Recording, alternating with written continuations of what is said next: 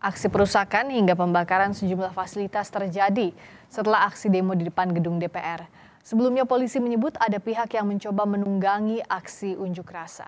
Kita akan bahas bersama staf ahli Kapolri, Arianto Sutadi, dan Ketua Indonesia Risk Center, Julius Ibrani. Selamat malam, Mas Julius, juga Pak Arianto. Selamat malam, Rizka, Arianto. Selamat malam, saya ke Pak Arianto dulu. Kalau ada massa yang malam harinya merusuh, itu apa analisis Anda? Siapa berkepentingan apa yang bisa ditelusuri? Ya, kita ini Mbak ya, setiap menghadapi unjuk rasa yang besar itu selalu berasumsi karena berdasarkan dari pengalaman-pengalaman yang dulu itu. Suatu demo ataupun unjuk rasa yang diikuti banyak itu sebetulnya tidak masalah apabila tidak ditunggangi oleh para perusuh. Sehingga kita selalu berasumsi setiap ada demo yang besar pasti ada perusuh yang disusupkan. Nah, penyusup yang disusupkan inilah yang susah untuk mendeteksinya. Tapi saya senang ya untuk kali ini rupanya polisi sudah mengikuti saran-saran kita dulu ya, bahwa apabila menghadapi mencanangkan suatu operasi pengamanan unjuk rasa, sekarang diganti dengan pelayanan unjuk rasa. Itu fokusnya adalah satu, melayani pengunjuk rasa yang murni, memberikan fasilitas, menolong, bahkan ngasih minum, mengusahakan supaya mereka bisa bertemu dengan yang akan didemo gitu ya. Dan yang satu lagi adalah mewaspadai adanya kemungkinan orang yang mau masuk. Itu mulai dari deteksi sebelum terjadi sudah banyak kita intel ke sana, kira-kira kelompok mana yang kira-kira akan masuk ke situ itu. Seperti tadi kan dikatakan ada anarko yang mau itu. Itu hasil dari deteksi. Ya. Nah, hanya susahnya ya, kita di lapangan tuh susah untuk membedakan mana yang itu pengunjuk rasa yang betul-betul murni apabila atau yang tidak. Sekarang baru yang bisa dicapai adalah cari alatnya. Kalau mereka datang ke situ dengan alat ya itu udah otomatis bukti awal kan bahwa mereka itu ke situ bukan untuk demo tapi untuk merusuh gitu. Kira-kira baru sampai situ Mbak, tindakan preventif aktif itu untuk menandingi perusuhan ini. Yang sudah dideteksi adalah siapa saja yang berbuat sebagai perusuh. Tapi Mas Julius, apakah yang bisa dilakukan dari demo ke demo, termasuk demo kemarin, hanya menangkap siapa yang jadi anarko pada saat demo terjadi tanpa bisa menelusuri siapa yang menggerakkan ini? Nah, itu yang jadi catatan penting ya, Priska. Satu hal tadi yang Pak Arianto bilang bahwa perlu diapresiasi Polda Metro Jaya, Pak Kapolda dan timnya untuk melakukan deteksi dini gitu ya, terhadap kelompok-kelompok mana yang memang betul-betul berdemonstrasi, lalu mana yang ingin merusuh, kemudian memprovokasi hingga merusak fasilitas publik. Tetapi yang belum bisa dijawab adalah dari sekian ratus banyak orang atau puluhan kelompok anarko ya, siapa ketua kelompoknya, kemudian siapa pendananya, siapa aktor wataknya. Karena dalam penanganan kericuhan atau kerusuhan massa seperti ini, ratusan atau ribuan pun yang ditangkap, apabila aktor wataknya, pendananya, pengerah massanya tidak ditangkap, maka akan terjadi repetisi, pengulangan kembali peristiwa yang sama. Dan kita tahu biasanya indikasinya adalah kelompok ini datang setelah masa demonstran yang betul-betul menyampaikan aspirasi kepada negara itu telah selesai menyampaikan aspirasinya. Selalu begitu. Nah, artinya apa? Belum ada upaya preventif ke depan.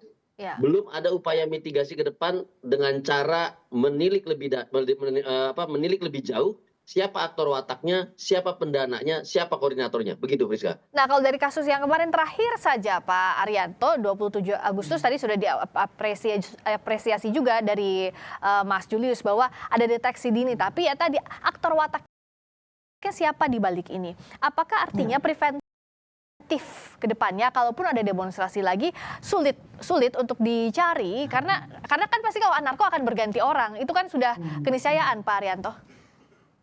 Kalau saya istilahnya adalah belum dideteksi, tetapi sudah dideteksi.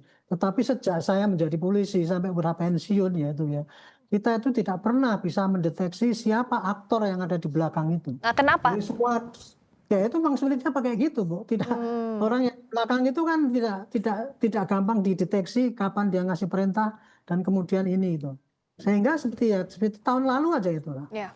Di tahun lalu yang 28 itu kita bisa menduga-duga ini aktornya kira-kira ini, tapi nggak bisa langsung menangkap mereka. Dan itu sudah terjadi hampir di semua demo seumur hidup ini menurut saya.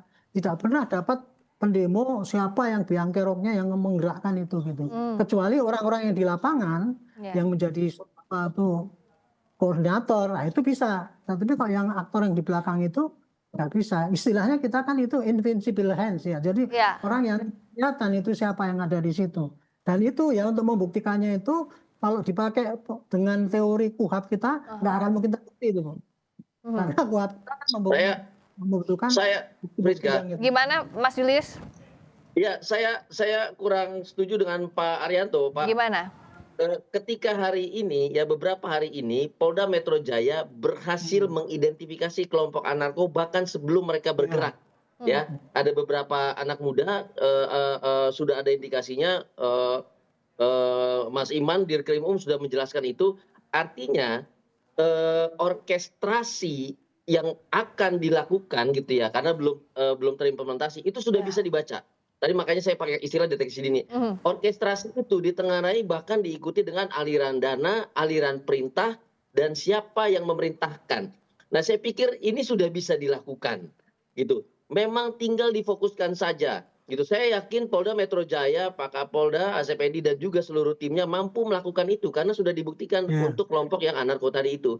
Jadi saya pikir ini masalah prioritas, Friska, Pak Arianto, bagaimana ke depannya agar tidak terulangi lagi, itu bisa kita lakukan. Saya mau berbagi cerita juga Pak Arianto, Friska. Tahun lalu saya turun ke lapangan langsung, tahun ini tim saya juga turun ke lapangan langsung, polanya sama, titiknya sama di Pejompongan di Palmerah, dan metode pengerahannya juga sama. Menggunakan ransel, berisi batu, berisi benda-benda tajam dan segala macam, termasuk alat-alat yang bisa membakar fasilitas publik. Seperti bensin, korek api, dan yang lain. Artinya ini masih pihak yang sama. Itu saya katakan risiko kita jika tidak segera ditengarai siapa di belakangnya, siapa aktor wataknya, siapa pendananya, peristiwa ini akan terulang kembali. Ini masalah prioritas atau toolsnya Pak Arianto? Apa maksudnya toolsnya itu? Alat-alat yang dimiliki keterbatasan Polri untuk mendeteksi siapa yang berada di balik itu. Kalau saya ya skala prioritas itu polisi sudah pasti mengarah ke situ. Cuman ya seandainya polisi sudah mendeteksi seperti yang disampaikan oleh Pak Julius tadi itu, polisi pasti sudah mengerjakan untuk itu.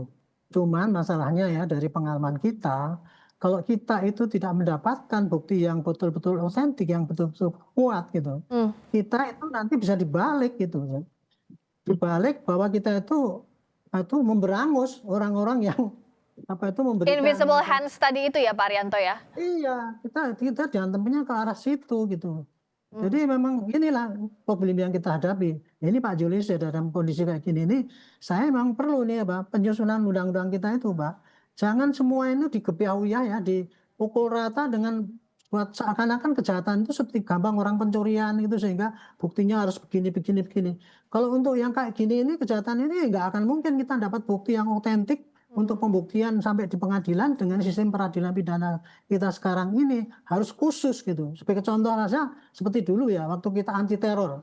Dulu kan kita kan anti teror kan undang-undangnya kan hanya bisa pelaku. Tetapi sekarang mulai dari perencana. Nah mestinya sama juga ini kejahatan yang ini seperti demo-demo kayak yang bikin kerusuhan besar itu termasuk juga di dalam undang-undang itu disusun kalau dia itu merencanakan butuh itu bisa ditindak seperti terorisme kita dulu itu. Ya, Pak Arianto. Kalau berhasil menindak teror karena undang-undangnya disusun seperti itu. Kira-kira gitu lah untuk kasus ini. Kalau polanya sudah diketahui tapi sampai menunjuk ke siapa di baliknya masih sulit Mas Julius. Ya, saya pikir saya perlu tambahkan satu. KUHAP yang baru bahkan memberikan kewenangan kepolisian untuk pralidik, itu bahkan kita menyebutnya pralidik, yaitu melakukan identifikasi, kontrol undercover buying, kontrol delivery dan segala macamnya. Yang dalam konteks itu sebetulnya nyawanya adalah intelijen, gitu. Tetapi bukan untuk yang tadi Pak Arianto sampaikan untuk bersifat asumtif dan menyimpulkan di depan, tentu tidak Pak Arianto. Tetapi itu bisa menjadi, tetapi itu bisa menjadi indikasi-indikasi bagi kepolisian untuk menyatakan ada niat, ada mens rea, ada percobaan yang akan dilakukan. Sehingga di situ sudah bisa dipidana. Karena percobaan saja itu sudah bisa diproses. Nah, ini yang belum terprioritaskan menurut saya. Kalau tools saya yakin punya lah, gitu ya. Hmm. Tapi itu belum terlihat terprioritaskan. Jadi masih pada prioritas kerumunan masanya dan pencegahan pengerusakannya. Jadi masih pada masih pada titik penindakan. Belum terlihat preventif dan mitigasi sebelum peristiwa ini terjadi. Kami saja kemarin sudah bisa membaca, Friska. Jadi setelah Botok dan kawan-kawan itu membubarkan diri, lalu titik-titik itu mulai berdatangan orang. Tadi saya sebut Pejompongan gitu ya, dan beberapa titik lain. Sudah mulai ada massa berkumpul tanpa identitas, tanpa ada spanduk dan segala macam. Kami sudah bisa pastikan ini adalah kelompok perusuh yang akan mengulangi peristiwa Agustus dan menyebabkan ketidakstabilan situasi di Jakarta. Dan itu terbukti. Nah, artinya identifikasi itu bisa dilakukan tidak hanya penindakan tadi, gitu, Friska. Nah, kalau dengan kondisi saat ini, Pak Arianto, tentu kan yang diharapkan aspirasi disampaikan. Toh juga pada awalnya masa yang memang memberikan aspirasi ke DPR sudah diterima dan membubarkan diri. Tapi ada yang menunggangi setelah itu. Nah, apa yang bisa dilakukan? Apakah preventifnya memang hanya terbatas di lapangan saja untuk menghalau anarko sejauh ini yang Pak Arianto lihat? Ya sebetulnya kalau seperti pakai menggunakan teorinya Pak Julius tadi itu ya. Jadi polisi sekarang ngomongnya di sini itu bukan menangkap pada orang-orang yang karena kedapatan membawa senjata saja, tetapi juga menangkapi orang-orang yang terbukti sudah merencanakan untuk itu gitu. Jadi lebih dulu itu kan gitu dan menindak itu gitu.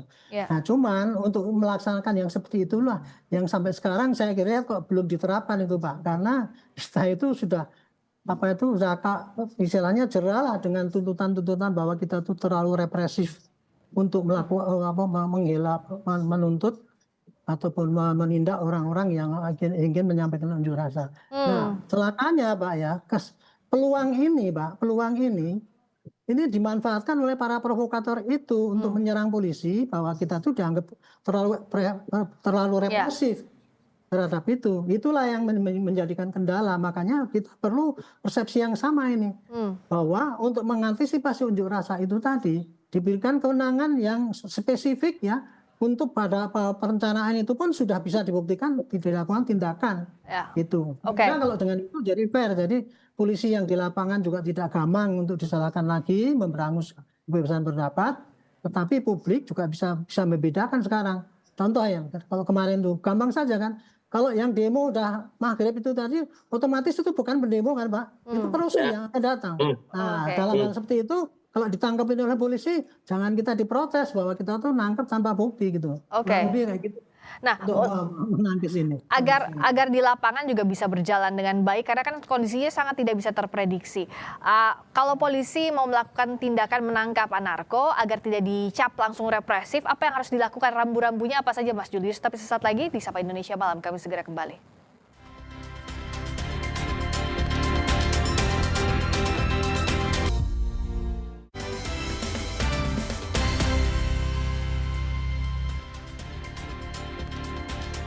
Kami masih bersama dengan staf ahli Kapolri Arianto Sutadi dan Ketua Indonesia Race Center Julius Ibrani.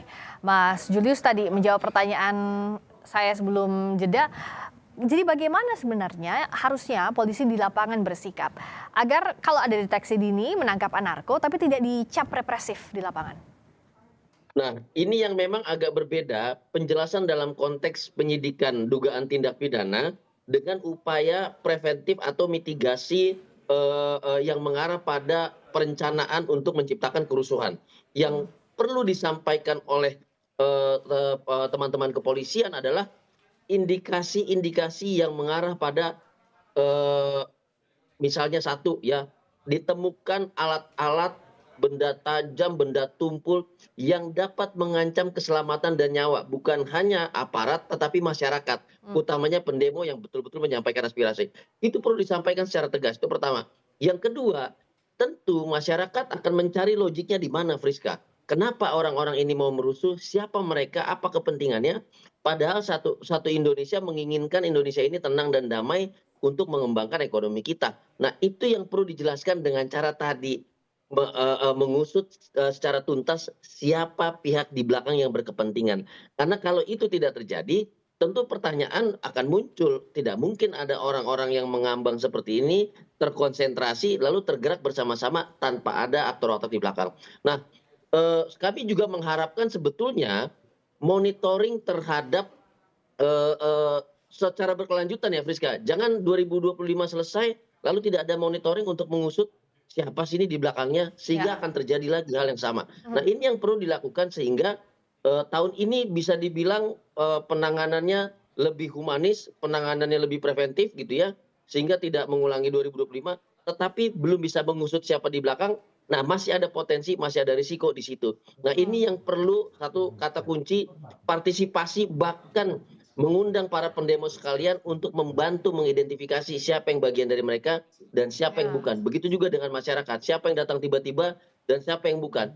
Kata kunci itu selalu saya sampaikan. Jangan pernah polisi bergerak sendiri tanpa mempartisipasikan masyarakat, utamanya untuk melawan kelompok-kelompok anarkis yang vandalis seperti ini. Nah, satu, apakah mungkin masyarakat dilibatkan untuk mencari siapa yang berada di kelompok-kelompok anarkis, termasuk kalau 300 saat ini yang sudah ditangkap, yang diduga terkait dengan rusuh itu, apakah bisa lebih dalam lagi diungkap siapa di belakangnya, Pak Arianto? Ya itu dari mereka pasti akan digali ya siapa yang ada di belakangnya itu.